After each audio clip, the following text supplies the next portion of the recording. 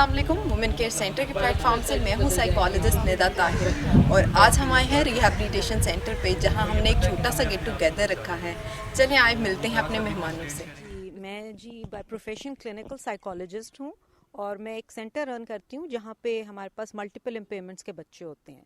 तो अगर मैं देखूं एक तरह से जो हम इन बच्चों के साथ एक कहते हैं ना स्लो एंड स्टेडी प्रोग्रेस होती है, और वहाँ पे जो चीज़ें मैंने नोट की हैं मेरे ख्याल में एडिक्शन के पेशेंट्स के साथ कहीं ना कहीं वो जाके अटैच होती हैं। मींस ये जैसे आपने एक बात की कि मिनेसोटा प्रोग्राम में आप उन्हीं लोगों को ले रहे थे जो कि हाईली मोटिवेटेड हों, लेकिन फिर बाकियों का क्या? ठीक है, ये तो बहुत कम सी कम्युनिटी होगी ना जो कि बाय हाईली मोटिवेटेड हैं और वो अपनी थेरेपीज और दूसरी चीज़ों के विजन के थ्रू इस लेवल तक आ चुके हैं कि वो इस चीज़ के बारे में करना चाहते हैं और आप उनको एडमिट करते हैं। बट हमारे पास बहुत सारी क्लाइंटेज वो है जो कि ये रिसेप्शन ही नहीं रखते।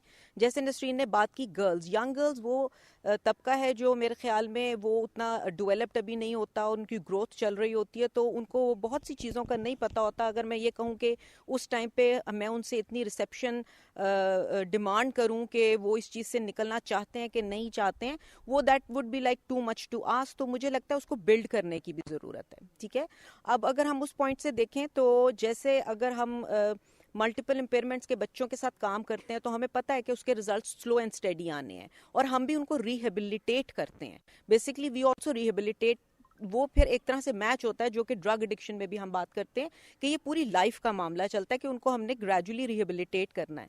तो वहाँ जो मुझे हमेशा एक चीज़ बहुत इफेक्टिव लगी और उसने हमें रिजल्ट्स दिए वो ये है कि फैमिली की इन्वॉल्वमेंट डे वन से, ना सिर्फ ये कि हम पेरेंट्स के सपोर्ट ग्रुप करें जहाँ पे डिफरेंट फैमिलीज एक दूसरे से मिलती हैं, अपने एक्सपीरियंसेस शेयर करते थे, फिर एक दूसरे से रॉ स्ट्रेटजीज डिस्कस करते थे कि कैसे हम इन बच्चों को मोटिवेट कर सकते हैं, कैसे उनकी रिसेप्शन, पेरेंटिंग के स्टाइल्स पे बात होती थी, इन चीज़ों पे बात होती थी कि बच्चों को जब आप ग्रो अप कर रहे होते हैं आपने किन चीज़ों पे वर्क करना है, वो सारी चीज़ बड़ी इंपॉर्टेंट है। दूसरा आप जो कहते हैं कि वोकेशनल स्किल ट्रेनिंग, जब हम एक बच्चे को यहाँ ले आते हैं, हम आपको देखते हैं, आपका बात बिल्कुल मैं समझती हूँ कि detox is not the cure, detox is only a beginning.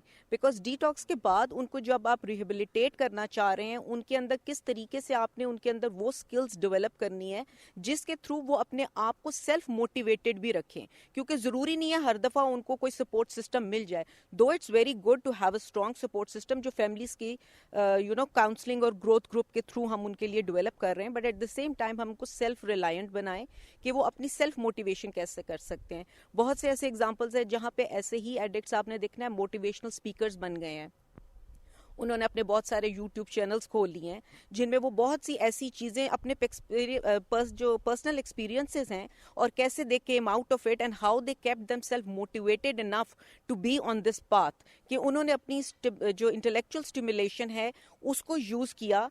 अगर हम ये कहते हैं कि एडिक्शन क्या है, वो आप कहते हैं ना डोपामीन जंकी होते हो ना आप, तो उसको उन्होंने सब्सटीट्यूट किया विद अदर दोज एक्टिविटीज़ जो उनको उसी तरह का एक किक प्रोवाइड करती हैं and they were able to get out of it. So किस तरीके से हम इस तरह का भी कोई यूट्यूब चैनल आप शुरू कर सकते हो जिसके अंदर ये सब लोग अपनी विजन देते हैं, अपनी जर्नी के बारे में बात करते हैं। यूट्यूब चैनल शुरू किया हुआ है। जी बिल्कुल। इसका पीछे मकसद यही था कि हम इसको इस्टेब्लिश कर लें।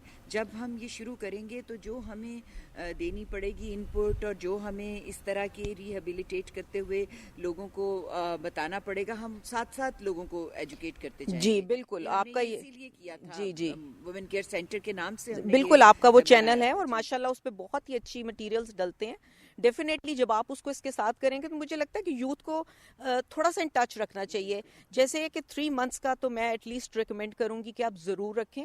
आफ्टर डिटॉक्स किस तरीके से आपने उनको रिहेबिलिटेट करना है, and then very important point कि फैमिलीज़ को भी गाइड करें, बिकॉज यहाँ पे हम उनको बड़ी प्रोटेक्टेड एनवायरनमेंट में रखते हैं। हम काउंसलर्स बैठे हैं, उनको थेरेपीज दे रहे हैं, उनको मोटिवेशनल पेप टॉक्स दे रहे हैं, सब कुछ कर रहे हैं, बट जब वो बाहर जाते हैं ना तो बड़ी एक हार्श सी रियलिटी उनको फेस करनी पड़ती है, तो वो उसके लिए इतना प्रिपेयर्ड नहीं होते हैं।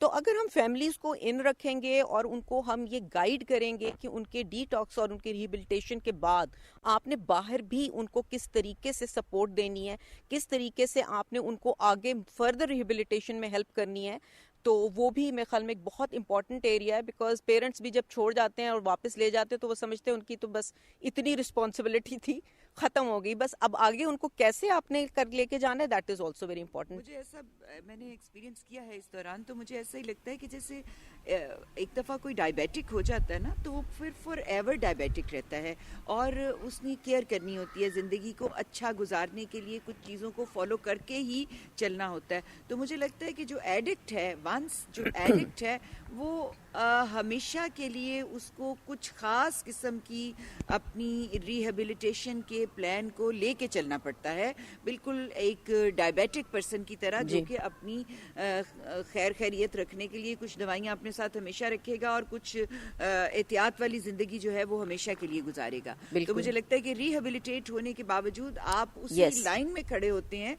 जो एडिक्शन की एक बेहतर फॉर्म वाली जगह होती है. तो जिसमें एक जी मैं लास्ट ऐड करूंगी, जैसे आपने बाहर भी देखा है, जो इम्पोर्टेंट चीज़ है उसमें ये कि अगर आप रिहेबिलिटेट हो भी गए हैं, आप ऑफ द ड्रग्स भी हैं, तो वो साल में 2 दफ़ा या फिर महीने में 1 दफ़ा ऐसा ग्रुप ज़रूर रखते हैं जिसमें डिफरेंट पुराने आपके स्टूडेंट्स, जो पुराने आपके पेशेंट्स, वो सब आते हैं और वो जो नए इन पेशेंट्स होते हैं उनको वो पेप टॉक्स देते हैं. That also works very well. Thank you so much. इसी के हवाले से ना, ये ज़ाहिर है कि मेरा भी एक नया ही एक्सपीरियंस है, मैं कोई बहुत ज़्यादा नहीं जानती. मैंने जब ये इसको 2 हिस्सों में डिवाइड करके बिल्ड किया था, तो मेरे दिमाग में यही बात थी कि हम एक में पेशेंट रखेंगे और दूसरा हिस्सा जो है उसमें हम वो जो रिहेबिलिटेशन का एक प्रोसेस चलना है, जिसमें कि हमने पेरेंट्स को इन्वॉल्व करना है, जो थेरेपिस्ट है उनको बुलाना होगा और जो रिकवरिंग पेशेंट्स हैं उनको बुलाना होगा, उनको हमने किस तरह से कहाँ रखना है. तो उसके लिए फिर हमने ये सोचा था कि ये वाला जो साइड होगी ये उसके काम आएगी. तो अभी हम आपको इसका टूर भी कराएंगे. मैं डॉक्टर शाहजेब से चाहूंगी कि वो जरा इस पे अपनी इनपुट दे दें.